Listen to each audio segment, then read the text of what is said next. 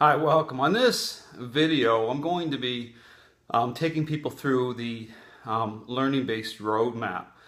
And in as simple terms as I can frame it up for people to help dog owners, trainers understand what is really happening beyond just appearances. Now, again, when I talk about appearances, I talk about this position response-based narrative. Okay, that's very popular in the dog training world. In fact, the majority of trainers work their interpretive script off it with aligning a dog's state of mind, making assumptions based on how this picture is built. Now, this is the thing you really need to keep in your hip pocket as I go through some of this and talk about what you really need to pay attention to, even as things look a certain way. And that how to put that picture to the test, but how it is that how a dog responds, okay, certain ways within certain interactions with certain people. That's the truth of it. Okay, that's not some sort of anomaly, or I've heard words being used like, well, my dog Dale appears to be bipolar. And the reason that is because we're not looking at the picture properly.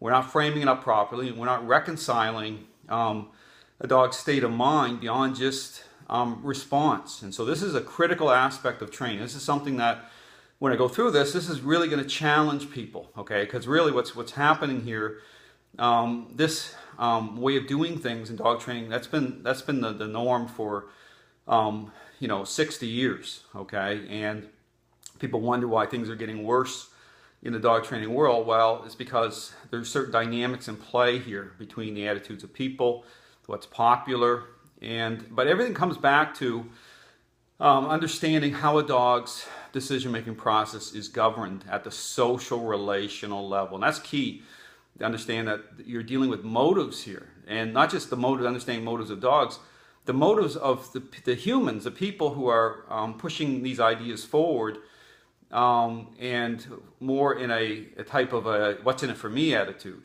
And again, I talk about how disconnected this really is. You look at the amount of dogs being given up on, sent to shelters, the struggles people are having to overcome behavior issues. Once you really start to look at what's happening and go beyond just appearances here, it will start to make sense, make complete sense to you.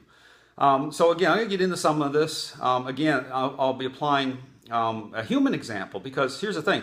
You just have to apply common sense to some of this, and people who are pushing this learning-based narrative forward, they're not looking at even applying common sense to within the human examples here as to how it is that things can look a certain way but not line up, not produce benefits, not influence change the way that it appears to be. Now here's the concept. Okay, I'll go through some of these concepts to help people understand. Now again, how I approach training, I approach it, identify it for what it is. It's really intended to be a relational changing process. That's where the focus needs to be on initially, okay, to make sure change happens. And the problem here is that when people enter into this process as something other than that, identifying it as such and approach it as a learning exercise, it presents problems, okay, right away. I want people to understand.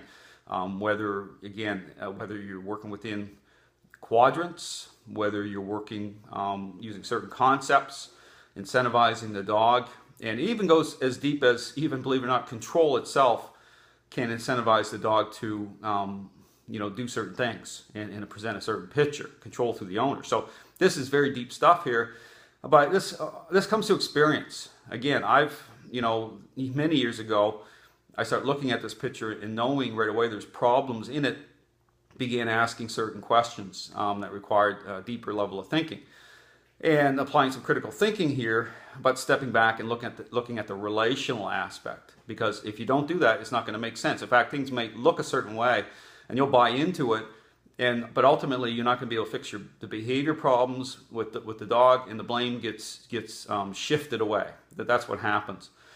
But so when you're looking at building this picture, again, what's very common is people to incentivize the dog is to use treats, use some sort of reward-based incentivization to motivate. You'll hear people use that word a lot of time, even with so-called balanced dog training, saying that they have to find a motivation to get the dog to respond. Because the first thing they're doing is they're looking at building a picture. Okay, they're looking at just this position-based type of typical obedience training where the dog will do certain things. Okay, a sit, a down, a calm, a stay, whatever. You can add on to that, different ways the dog responds. And they'll look at that and say, well, that's good. That looks good. It must be good. And without actually looking at or considering the motives, okay, that underpin that, the reasons why the dog's doing the things they're doing. And, going beyond just using a motivating agent. Again, a motivating agent can take many, many forms. But again, understand this is it's about the relationship. Dogs are relational animals. So just like, again, going into a human example, if you take, if you're have kids, and again, things, as children are raised, there's 4 different styles of parenting, and what's becoming very popular is more of a permissive style of parenting. But beyond that, when you look at why it is that learning theory breaks down for people, some people, many people, you have to look at this relational aspect. It's not just about going through the motions of something. Just like children, for example, I could be dealing with a very selfish, self-centered child, and then in my mind, I'm thinking, well, how do I get them to do what I want? It could be whatever it is I want them to do. How do you go about doing it? And again, everything I say here apply to what's going on in dog training right now. So I could take, use a motivating agent, something the child wants, okay, to get them to go from point A to point B. And again, the picture looked great, right? I got them to I got the action, okay? I got the action, I got the response I wanted for them to do whatever it is I want them to do. But it absolutely has nothing to do with influencing good things through their motives, because their motives would be completely rotten. Okay, they're just doing it because there's something in it for them.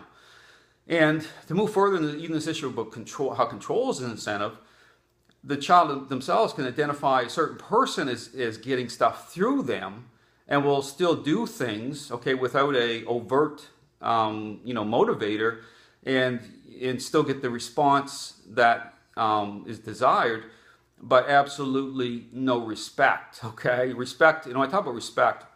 Again, this is when people take this term and they'll twist it up, and then it gets into this whole physical force issue, which I'll talk about on more videos coming up, how they'll misrepresent it. But no, it's about relationship, okay? It doesn't, gaining respect or is about consistency in certain things, okay? It's about rules and boundaries. There's consequences, but within the parameters of what's reasonable, okay? This whole issue about reasonableness of the methodology, okay, at the relational level, that's key to understand. It's the type of influence. So people take the issue about physical force and misrepresent it.